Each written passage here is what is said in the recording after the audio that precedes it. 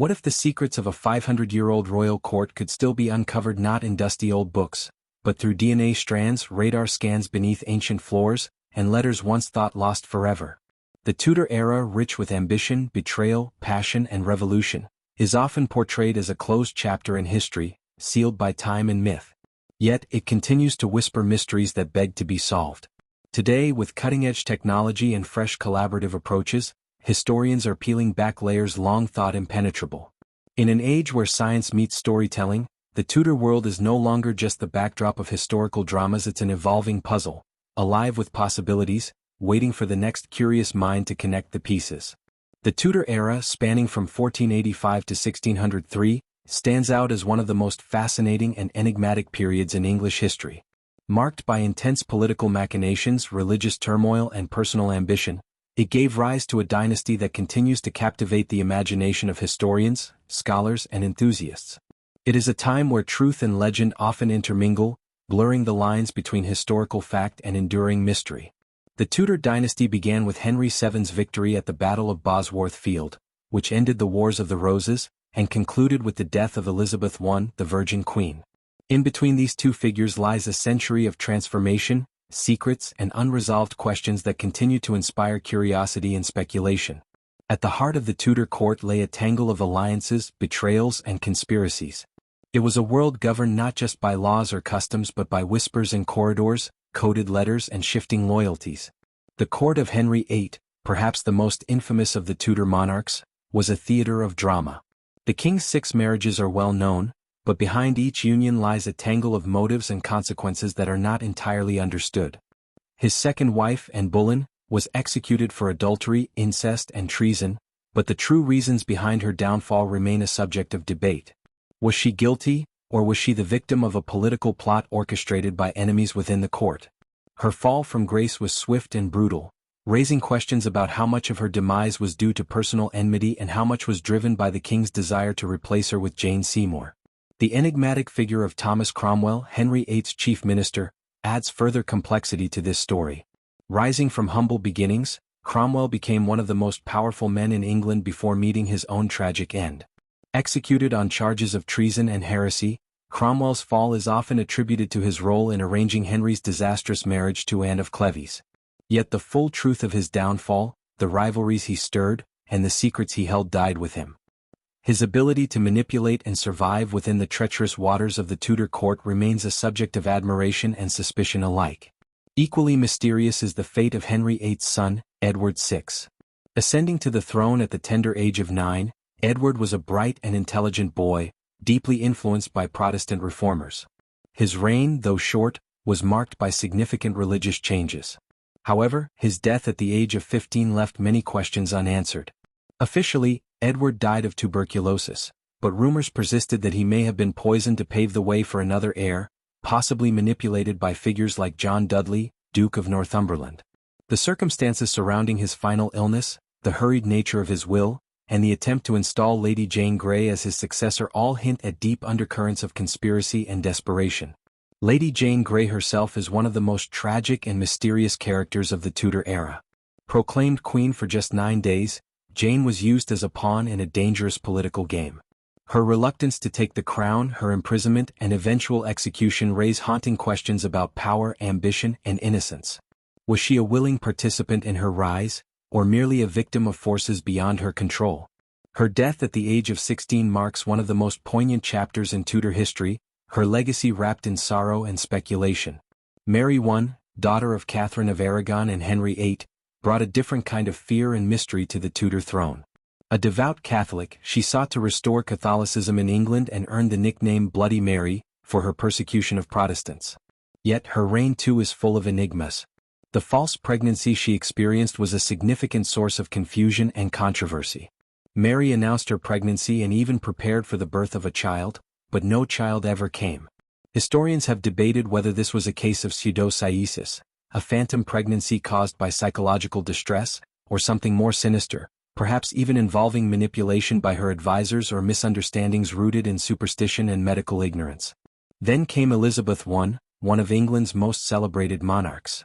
Yet even her reign, often hailed as a golden age, was not without secrets.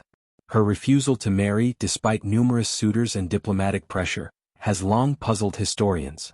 Was it a strategic decision to maintain power, or were there personal reasons that she took to the grave? Speculation about her relationships with men like Robert Dudley, Earl of Leicester, has persisted for centuries. The mysterious death of Dudley's wife, Amy Robsart, found at the bottom of a staircase with a broken neck, only fueled rumors of foul play and royal involvement. The coroner's inquest ruled it an accident, but the suspicion never fully faded.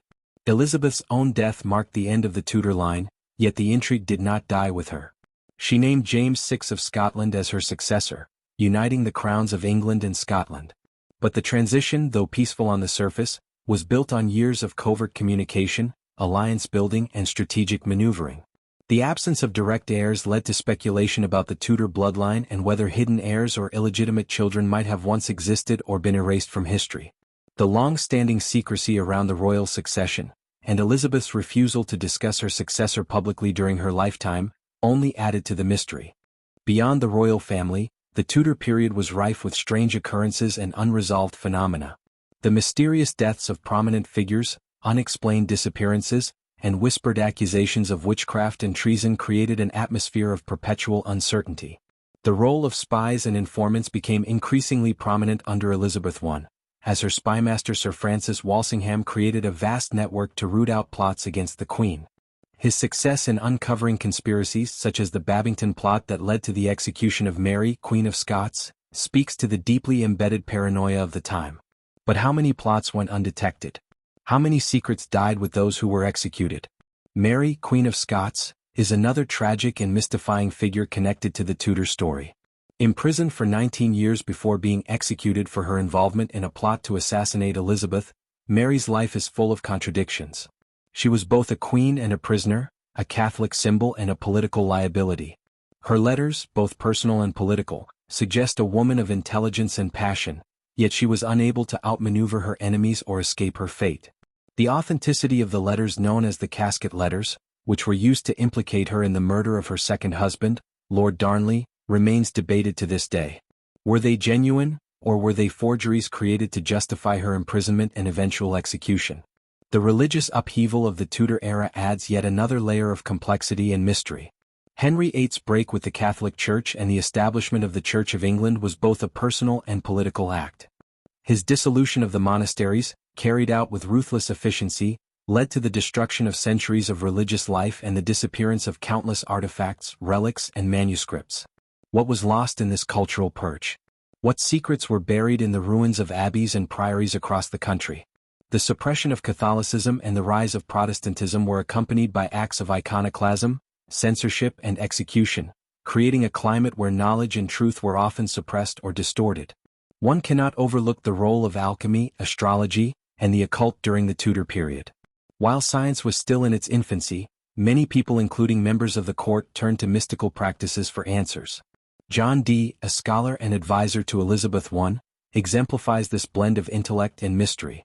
Dee was a mathematician, astronomer, and astrologer, but also a practitioner of alchemy and claimed to communicate with angels through a scryer.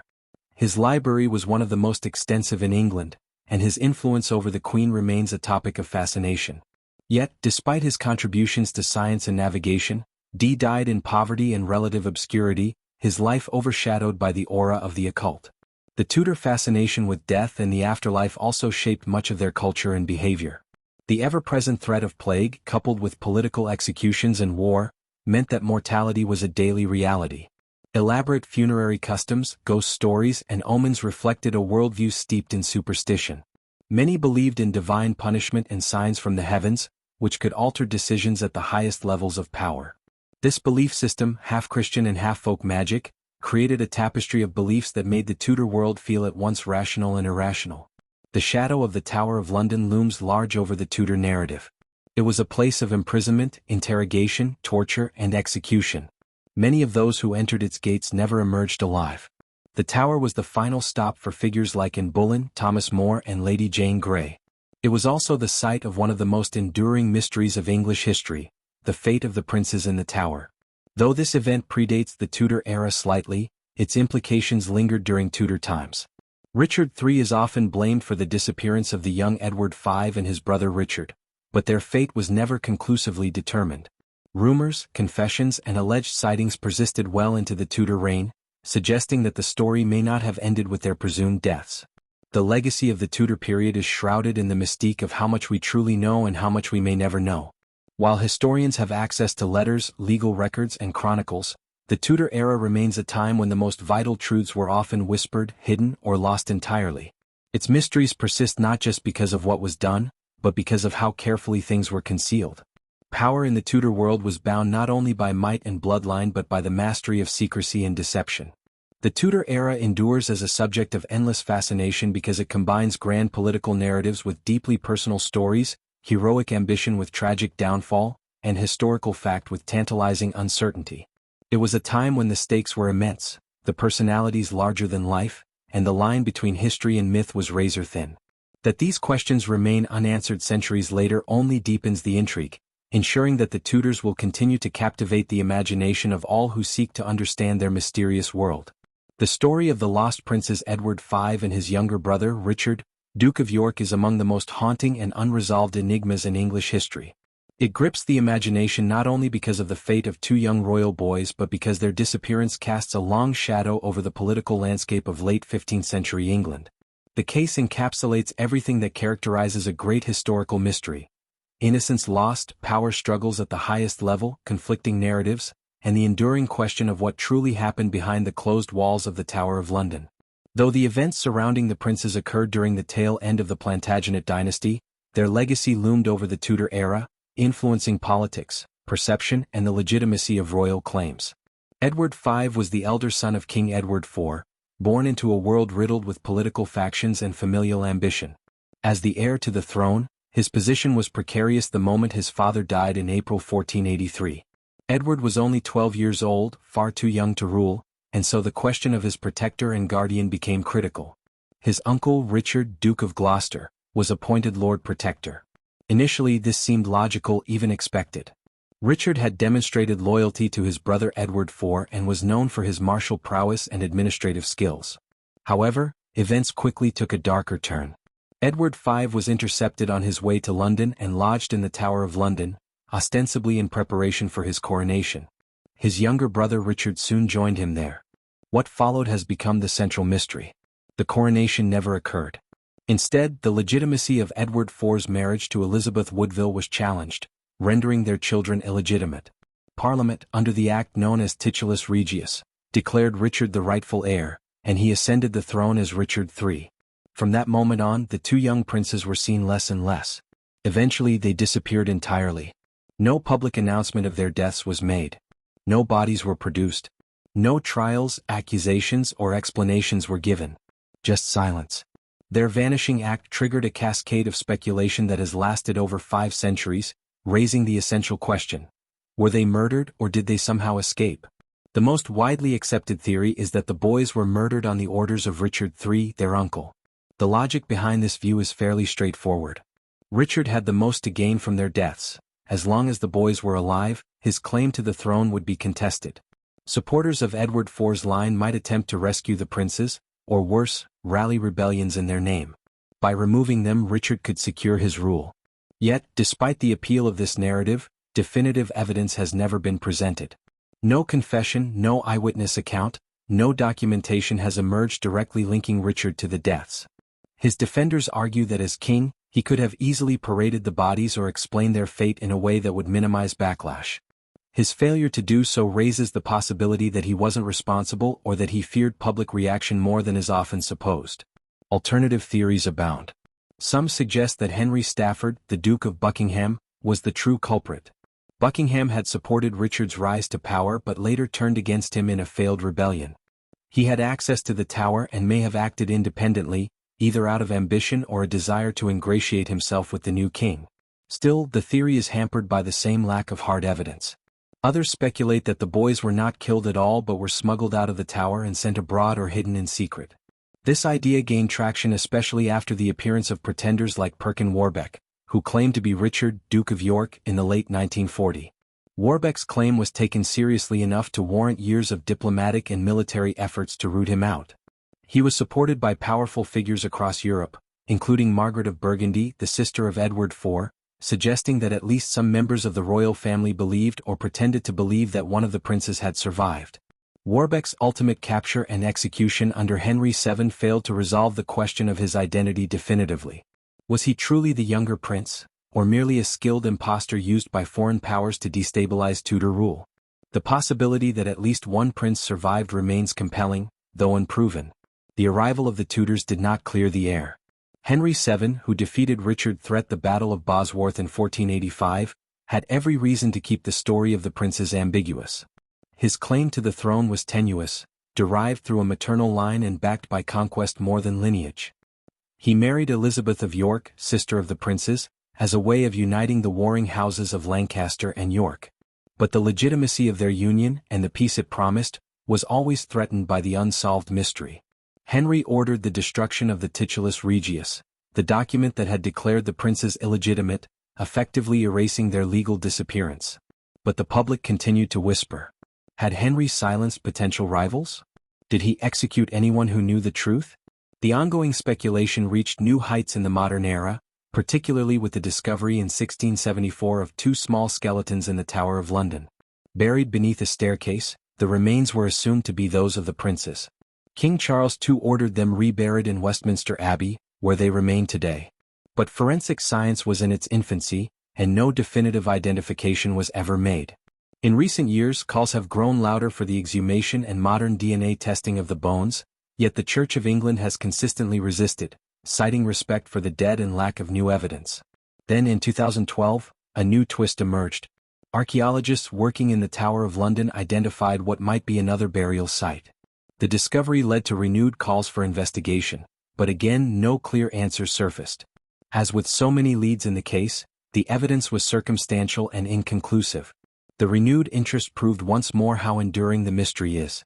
The fate of Edward V and his brother continues to capture the imagination because it touches on so many themes: innocence betrayed, the ruthlessness of power, and the difficulty of ever truly knowing the past.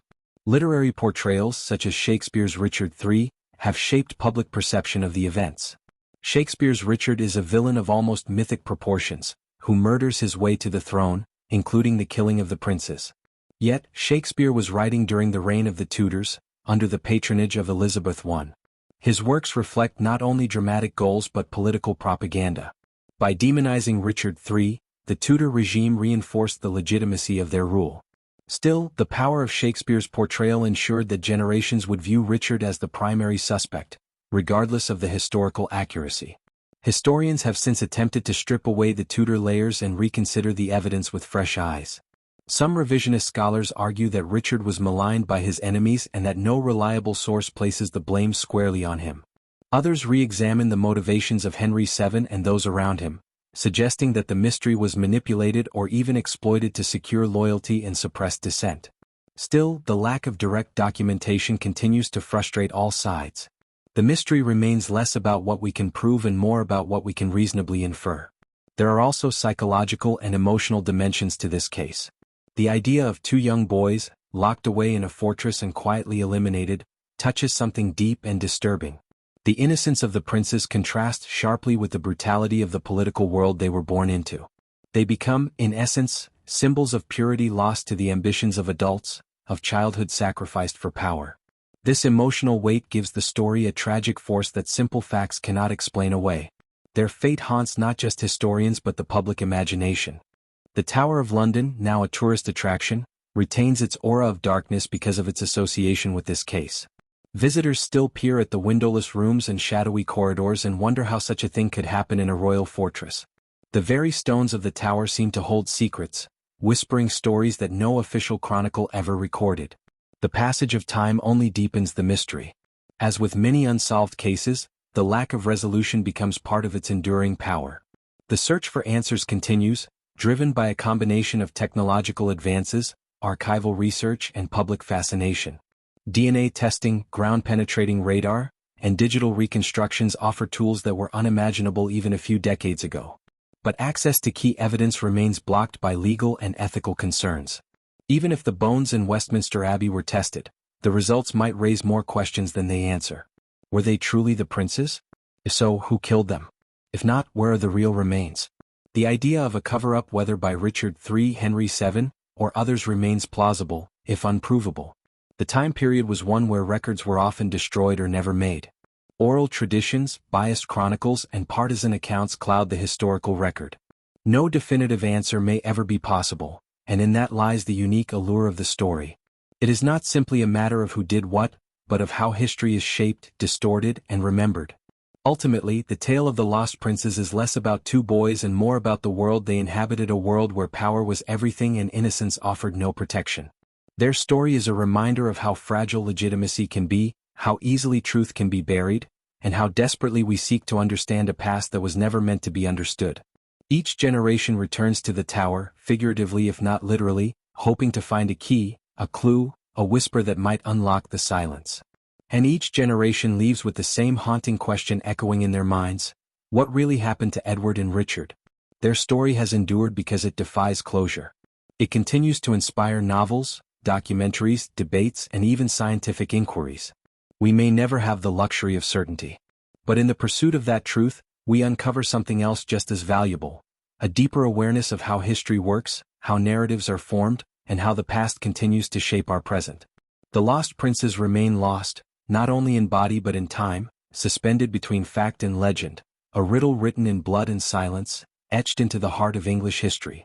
The execution of Anne Boleyn remains one of the most haunting and controversial events in English history. Her death, sanctioned by the very man who once appended his kingdom to marry her, continues to puzzle historians and captivate the public imagination. Charged with treason, adultery, and incest, Anne was tried and executed in 1536, just 3 years after her marriage to King Henry VIII. Yet, from the moment of her arrest to her final breath on the scaffold, questions have loomed over the legitimacy of the accusations and the motivations behind her fall from grace. While her trial was portrayed as a matter of justice in its time, closer examination reveals that it may have been a calculated maneuver driven by political, personal, and religious factors rather than genuine evidence of wrongdoing. Anne's rise to power was as dramatic as her fall. She entered Henry VIII's life in the early 1520s, initially serving as a lady-in-waiting to Queen Catherine of Aragon. Bright, ambitious, and politically astute, Anne captivated the king's attention. Unlike her sister Mary, who had previously been Henry's mistress, and refused to be a mere consort, she demanded marriage. Her insistence led to one of the most consequential decisions in English history: Henry's break with the Roman Catholic Church. When Pope Clement VII refused to annul Henry's marriage to Catherine, the king established the Church of England, making himself its supreme head and freeing himself from papal authority.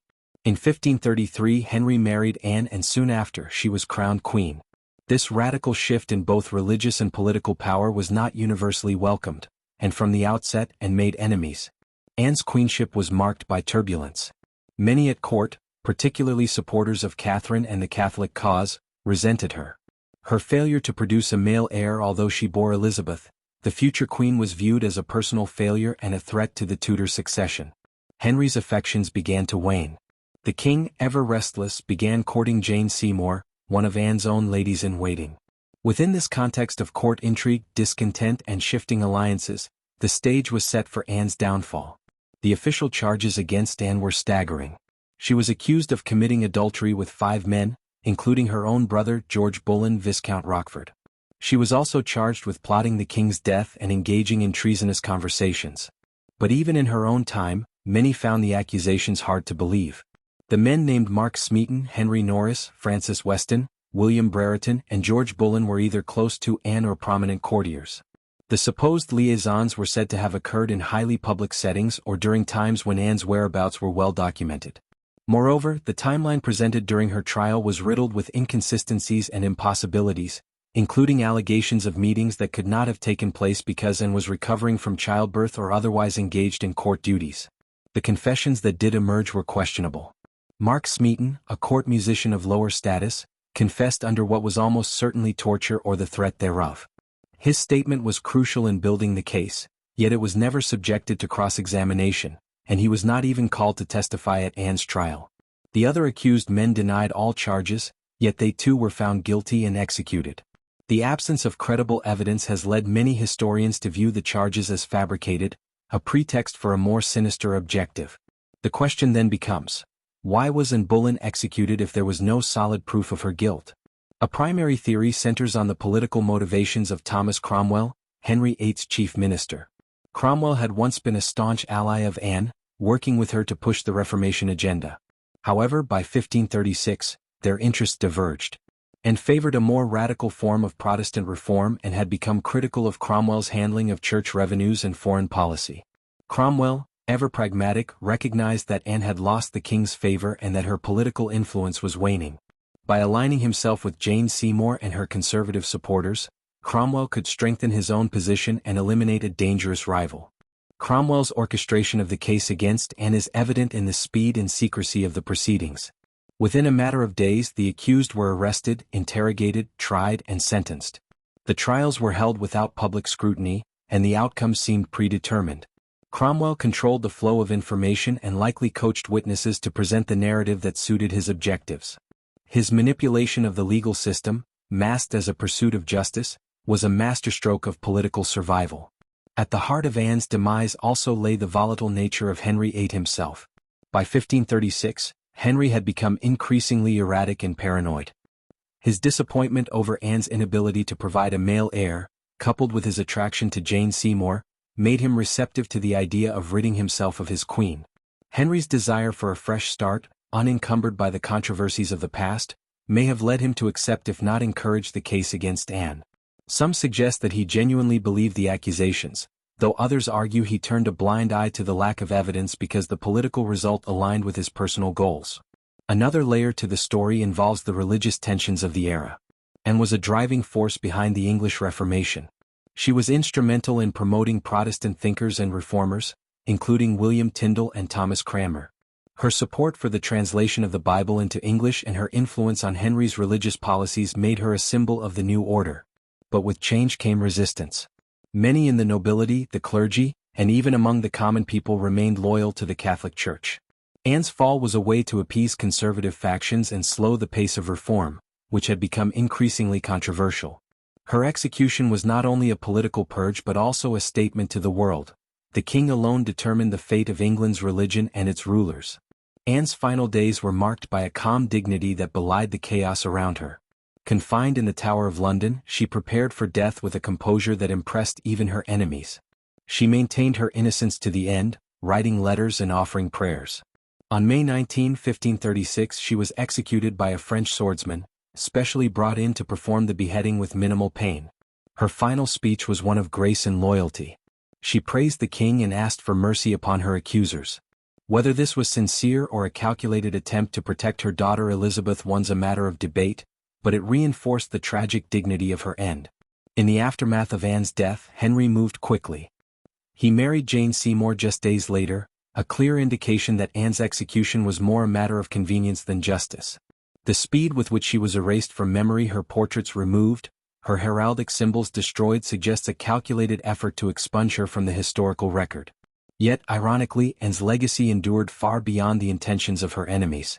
Her daughter, Elizabeth, would ascend the throne in 1558 and become one of England's greatest monarchs. Elizabeth's reign vindicated Anne's position and reshaped her image in the public consciousness. For centuries, historians have wrestled with the contradictions in Anne Boleyn's story. Some portray her as a scheming temptress who overreached her station, others as a martyr for religious reform and female ambition. The truth likely lies somewhere in between. Anne was intelligent, politically savvy, and unafraid to speak her mind. She challenged the norms of her time and carved a place for herself in a male-dominated world. Her assertiveness and influence may have made her a target, especially once she lost the king's protection. The nature of Tudor politics steeped in suspicion, betrayal, and the ruthless pursuit of power meant that few were safe, especially those who stood too close to the throne. Anne's enemies capitalized on her vulnerabilities, constructing a narrative of betrayal that satisfied the king's immediate desires and silenced a powerful voice. That narrative, however, could not withstand the scrutiny of history. The inconsistencies in the charges, the lack of credible witnesses, and the political context all point to a conclusion that Anne Boleyn was not guilty of the crimes for which she was executed. She was the victim of a calculated plot, engineered by those who sought to reshape the court, control religious reform, and maintain their grip on power. Over time, the mystery of Anne's death has become symbolic of broader themes: the dangers of unchecked power, the fragility of truth in the face of political necessity, and the enduring complexity of human motivations. Her story serves as a cautionary tale about the perils of ambition, but also as a testament to resilience and legacy. Despite the attempts to destroy her memory, Anne Boleyn remains one of the most compelling figures in English history. Her life and death continue to inspire books, films, and scholarly debates. She is remembered not only for how she died, but for how she lived and for what her fate reveals about the world in which she lived. The enduring fascination with Anne Boleyn's execution reflects not only the drama of her individual story but also the broader dynamics of the Tudor era. In a court where alliances shifted like sand and survival often depended on silence or betrayal, Anne dared to be different. She was educated, outspoken, and politically engaged at a time when women were expected to be passive and obedient. Her influence over Henry and her advocacy for reform made her both admired and feared. That she fell so quickly and so completely illustrates the precarious nature of power in a time when the whims of a monarch could override justice, and where truth could be twisted to serve ambition. Centuries later, Anne Boleyn's death remains one of history's most glaring miscarriages of justice. Her trial lacked fairness, her charges lacked substance, and her execution lacked mercy. Yet her legacy lives on. In the story of her fall, we see not only the tragedy of a woman destroyed by the very power she helped create, but also the resilience of a legacy that could not be silenced. Anne Boleyn's life was short, but her impact was profound. Her story endures not just as a cautionary tale, but as a powerful reminder of how history can be manipulated and how truth, no matter how deeply buried, continues to seek the light. In 1982, an astonishing discovery sent ripples through the archaeological and historical communities of Essex. Divers exploring a lake stumbled upon a lead-lined coffin submerged in its depths. The unusual find, a coffin of high craftsmanship clearly meant to preserve its contents, was unlike any typical medieval interment. As the coffin was carefully raised, transport to forensic experts began, revealing remains that suggested more than a centuries-old burial. This was a puzzle begging to be unraveled. Initial radiocarbon dating placed the burial somewhere between the late medieval and early Tudor periods. The lead-lined nature, decorative fittings, and isolation in the lake prompted immediate questions. Who was this woman? Why was she interred underwater, and why in such an elaborate container?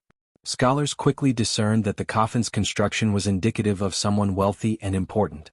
Lead coffins were rare and expensive, reserved for individuals of high social standing. The craftsmanship, including ornate fittings and a design suggesting ease of use, signaled intentionality. This was not a hurried burial or an emergency interment. Rather, it was a ceremony conducted by those with resources and reverence. The coffin's location, deep within a lake rather than a traditional churchyard, intensifies the mystery. Was this intended as an honorable, secluded resting place, or was something more symbolic at play? Over time, various forensic and archival analyses have yielded tantalizing clues. Skeletal examination suggests the lady was middle-aged, maybe in her 40s or 50s, possibly bearing signs of affluence in bone density and dental wear. Burial placement and body positioning indicate respectful handling, not hastily discarded remains. Despite extensive searches of parish records, legal documents, or death notices from surrounding areas, no identified individual has been directly linked to the remains. The records of wealthy families often included burial plans and tomb maintenance records, yet nothing aligns with this lakeside coffin, deepening the enigma. Speculation burgeoned quickly. Some suggested the lady may have been linked to Tudor nobility, perhaps even someone from the court who met an untimely or hidden death. Others proposed a link to religious dissenters or clandestine burials at a time when views forbidden by the church could lead to secretive funerals. There was even talk of ritual significance, whether the lake itself held symbolic meaning. Scholars debated whether she could have been a patron of local clergy who requested a mystical resting place, interpreted at the time as a form of piety or obscurity. Theories range widely. One line of thought suggests the woman might have been a wealthy local benefactor who preferred a private burial rather than a public one, possibly due to fear of posthumous persecution for heresy or religious leanings uncommon during the Reformation. Another suggests she could have been betrayed or silenced, buried in the lake to hide evidence of foul play, yet given an ornate coffin to reflect family status or moral absolution. Several historians speculated that the coffin's lead construction was intended to preserve the body for potential exhumation or transport, possibly facilitating relocation for burial in a family crypt or overseas dependency. Interest peaked when rumors surfaced suggesting ties between the lady in the lake and the Tudor court. While no direct evidence connects her to Anne Boleyn, Catherine Parr, or other prominent women, the timing and quality of the coffin align with elite Tudor practices. Wealthy courtiers often used elaborate coffins and high-profile burial sites. The theory that she was someone who fell from favor or whose identity was deliberately erased remains compelling. Yet it is also speculative. Recent efforts have focused on advanced forensic investigation. Analysis of trace elements in the lead and coffin materials may help pinpoint its origin, whether a local Essex workshop or a London artisan known to supply the nobility. Isotopic testing on bone can reveal childhood geography and diet, potentially illuminating whether the woman grew up in England or elsewhere. DNA sampling, though complicated by the age and condition of the remains, has been posited as a way to connect her to living lineages, but without identified descendants, this remains a long shot. Archival studies continue to search for correlating records. Occasionally, historians uncover will codicils or churchwardens' notes hinting at unusual burials, but none yet match this lakeside interment. Some find references to unknown benefactor burials, but they lack sufficient detail to confirm identity. What has emerged, however, is a richer understanding of medieval and Tudor funerary practices and their societal implications. The Lady in the Lake underscores how death could be vastly different depending on wealth, belief, and political status. It reminds us that not all burials were simple churchyard graves. Some were deliberate statements, whether religious, political, or social. Despite decades of interest, the identity and story of this mysterious woman remain lost to time. Still, each piece of analysis brings us closer, from coffin metallurgy to dental striations, from lead craftsmanship to isotopic signals. And each theory, whether she was a dissenting noble, betrayed wife, religious martyr, or wealthy patron, provides a poignant window into the past. Ultimately, this mystery persists because we lack a conclusive final clue. No coffin plate with a name, no family crest, no parish record. It is this void anonymity and splendor that fuels fascination. The Lady in the Lake continues to rest in silence beneath the water, her coffin a stark testament to the secrets history can hold. While her identity is unknown, the discovery has engendered a broader historical conversation. It challenges us to consider who is remembered and who is forgotten and why. It urges preservation of archaeological context, archival diligence, and the humility to accept that some stories may remain unfinished. Yet perhaps that is part of her legacy, the enduring mystery of a woman given great care in death, yet lost in the annals of time, a silent provocateur of our curiosity and empathy. In that sense, the mystery of the Lady in the Lake is not simply about identifying a body, but about comprehending history's mysteries, the interplay of status and anonymity, power and erasure, ritual and reality. And so long as Lake Essex conceals her coffin, she remains a whisper from the Tudor era, a puzzle that reminds us how much of the human story remains hidden beneath calm surfaces. The study of Tudor England has long captivated historians and enthusiasts alike, offering a vivid tableau of royal intrigue, religious upheaval, social transformation, and cultural evolution. Yet, despite centuries of scholarship, many aspects of the era remain cloaked in mystery.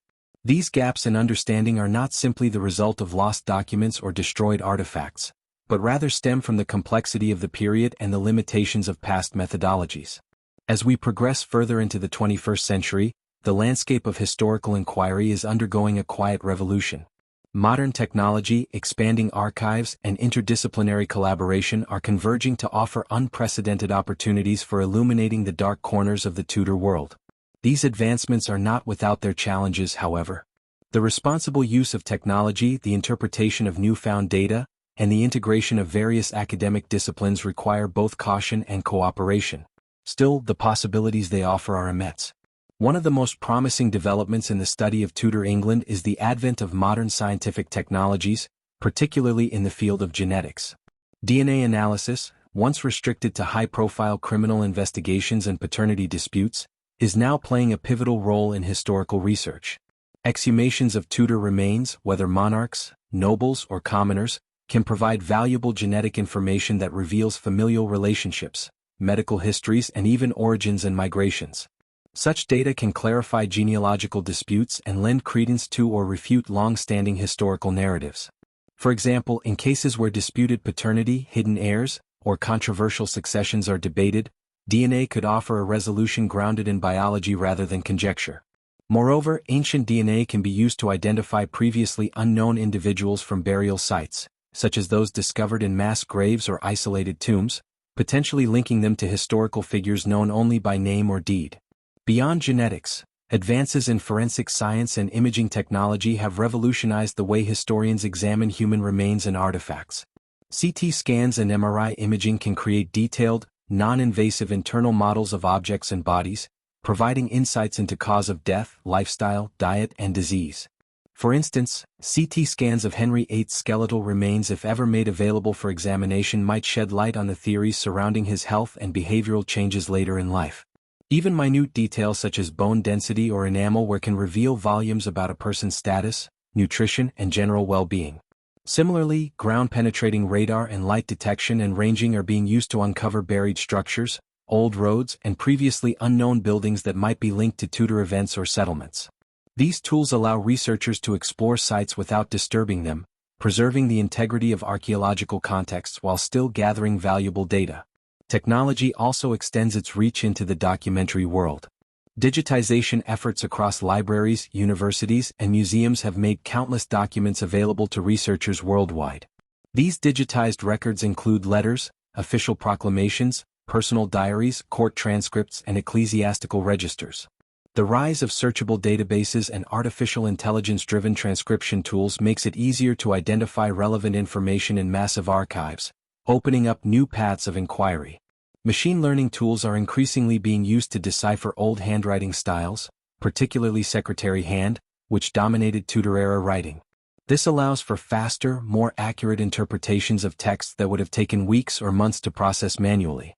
The availability of these digital archives also facilitates crowdsourced history projects, where amateur historians contribute to the transcription or analysis of documents, thereby accelerating the pace of research. Alongside technological advancements, there is a renewed focus on re-examining evidence with fresh eyes and modern methodologies. Historians are increasingly aware that earlier interpretations may have been limited by the cultural and academic biases of their times. For example, the narratives around female figures in Tudor history such as Anne Boleyn or Mary I have shifted significantly as scholars reassess the evidence from gender-aware perspectives. Similarly, records previously overlooked because they were considered unimportant, such as household accounts or minor legal disputes, are now recognized as rich sources of information about daily life, economic conditions, and social hierarchies. These micro-historical approaches, which focus on individual lives or small communities, often reveal patterns and connections that broader political narratives miss. New archival discoveries, whether in long-neglected monastic libraries or private family collections, continue to emerge, each with the potential to reshape our understanding of the past. The possibility of uncovering hidden evidence has also been boosted by improved access to foreign archives. The Tudor period was deeply connected to the rest of Europe through marriage, warfare, diplomacy, and commerce. Consequently, valuable documents pertaining to English history can be found in French, Spanish, Italian, and Dutch repositories. Treaties, ambassadorial reports, and even private letters housed abroad offer alternative viewpoints and crucial context. For example, Spanish Ambassador Eustace Chapuis's letters to Emperor Charles V provide unique insights into the inner workings of the English court and the political maneuverings surrounding Henry VIII's marriages. As access to these materials improves, particularly through digitization and translation projects, historians can build more nuanced and balanced accounts of events that have traditionally been viewed through an English lens. Despite all these opportunities, the path forward is not without obstacles. One major challenge is the ethical dimension of exhuming and testing human remains. While scientific testing can yield invaluable insights, it also raises questions about consent, respect for the dead, and cultural sensitivities. Institutions must navigate these concerns carefully, often working in consultation with descendant communities or religious authorities. Furthermore, the interpretation of scientific data requires interdisciplinary understanding. DNA results or radiocarbon dates must be contextualized historically. Otherwise, they risk being misinterpreted or sensationalized. This necessitates close collaboration between historians, archaeologists, geneticists, and other experts, a task that is not always straightforward due to differing academic languages, goals, and methodologies. Financial limitations also pose a challenge. Advanced scientific analyses, large-scale digitization projects, and international archival work all require substantial funding. Securing these resources can be difficult, particularly when competing with more contemporary areas of research. Additionally, while technology has democratized access in some respects, it has also introduced disparities. Not all institutions have the means to digitize their collections or acquire expensive equipment, which can create imbalances in the availability of information. Ensuring that researchers from diverse backgrounds and regions can contribute to and benefit from these advances is crucial to maintaining a comprehensive and inclusive historical discourse. Nonetheless, perhaps the most important factor in advancing Tudor research is collaboration. No single discipline, institution, or nation holds all the answers. The most promising discoveries often emerge when scholars from different fields come together to tackle a question from multiple angles.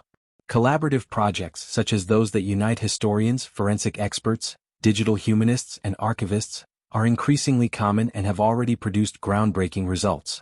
For example, projects like the King's DNA Initiative, which confirmed the remains of Richard III, demonstrate the power of interdisciplinary teamwork. Similarly, collaborative networks such as the Tudor Networks of Power Research Group have enriched our understanding of how influence, communication, and social capital operated during the period. Collaboration also extends beyond the academic sphere.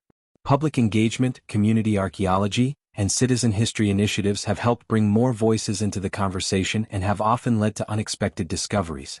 Local historians possess unique knowledge of regional traditions, folklore, and site-specific histories that can provide important clues to researchers.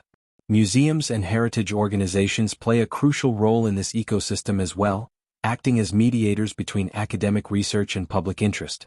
Their exhibitions and educational programs help translate complex research into accessible narratives, inspiring new generations of historians and deepening public appreciation for the past. In an age where knowledge is increasingly interconnected, the challenges and opportunities for future Tudor research reflect the broader dynamics of historical inquiry. We live in a time when ancient mysteries are being revisited with tools unimaginable to previous generations, tools that not only promise new answers but demand new questions. The mystery of the princes in the tower, the circumstances surrounding Anne Boleyn's execution, the fate of lost manuscripts, or the identities of anonymous figures in old records, all these puzzles are now being approached with fresh vigor and renewed hope. To fully realize this potential, the academic community must remain both ambitious and reflective. Ambitious in the sense of embracing the full spectrum of technological and methodological tools at its disposal, reflective in acknowledging the limitations of these tools and the importance of critical interpretation.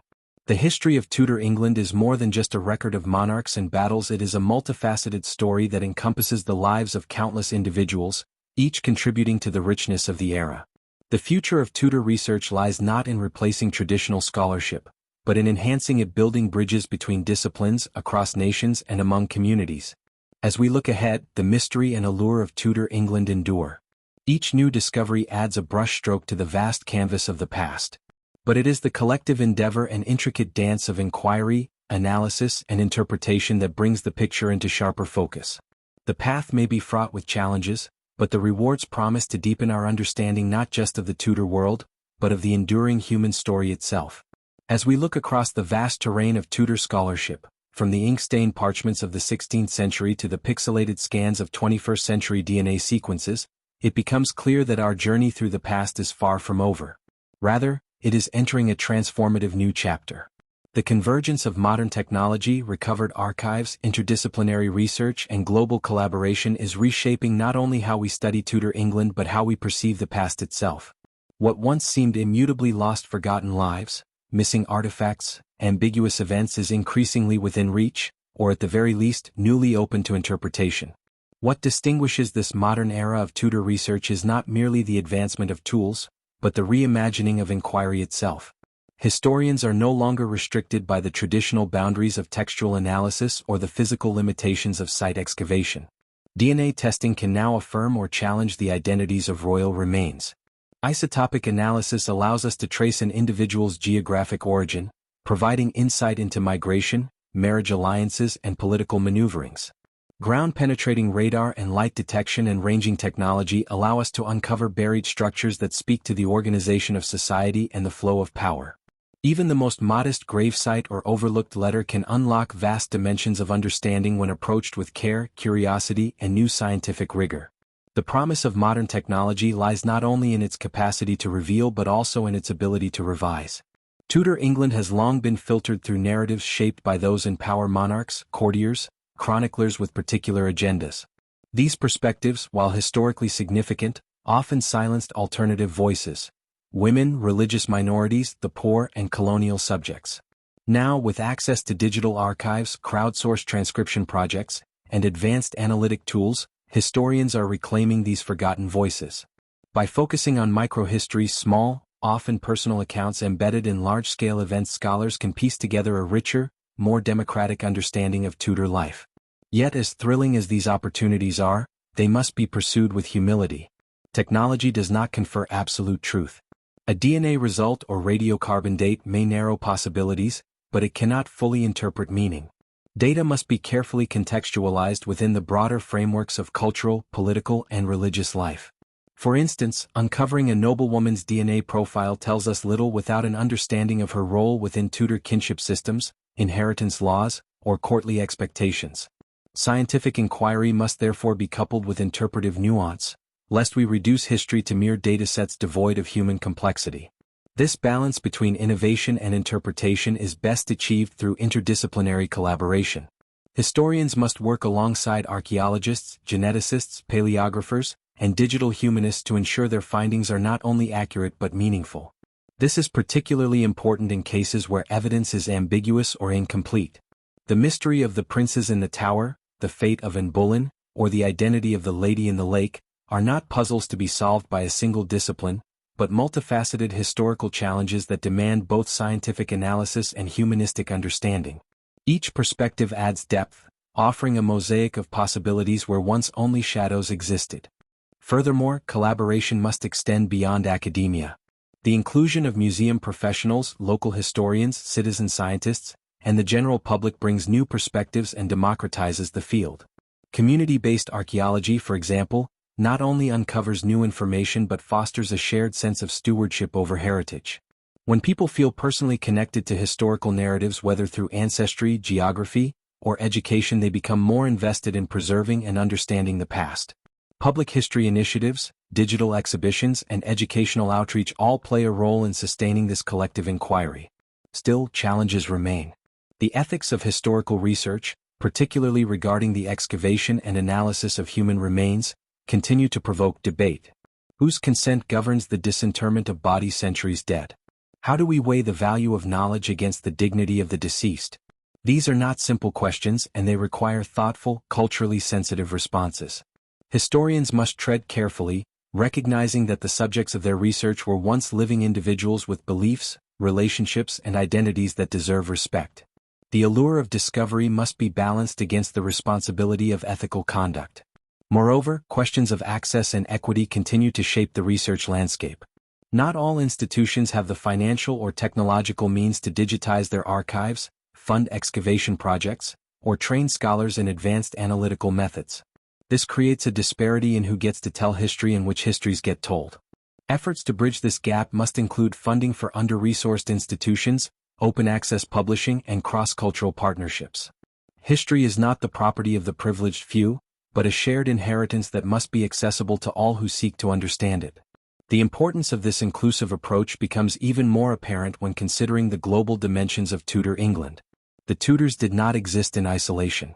Their reigns were shaped by international diplomacy, war, trade, religious reform, and exploration.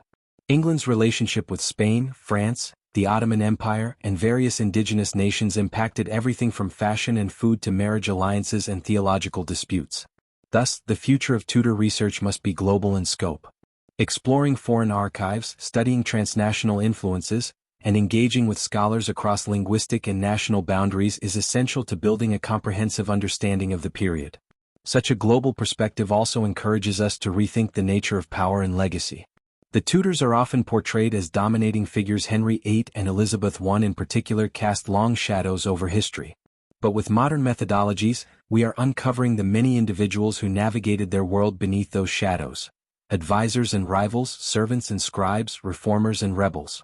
The story of Tudor England is not merely one of rulers but of networks of people connected by blood, belief, and ambition. Understanding these networks requires a shift in focus from linear narratives to complex, overlapping systems of influence. This change in perspective also underscores the role of memory in shaping history. What is remembered, what is forgotten, and what is revived depends on the questions we ask and the tools we use. In this light, the challenges and opportunities of Tudor research become part of a larger philosophical endeavor.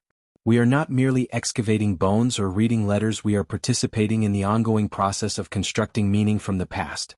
This process is dynamic, recursive, and never entirely complete. Each discovery raises new questions. Each interpretation invites reconsideration.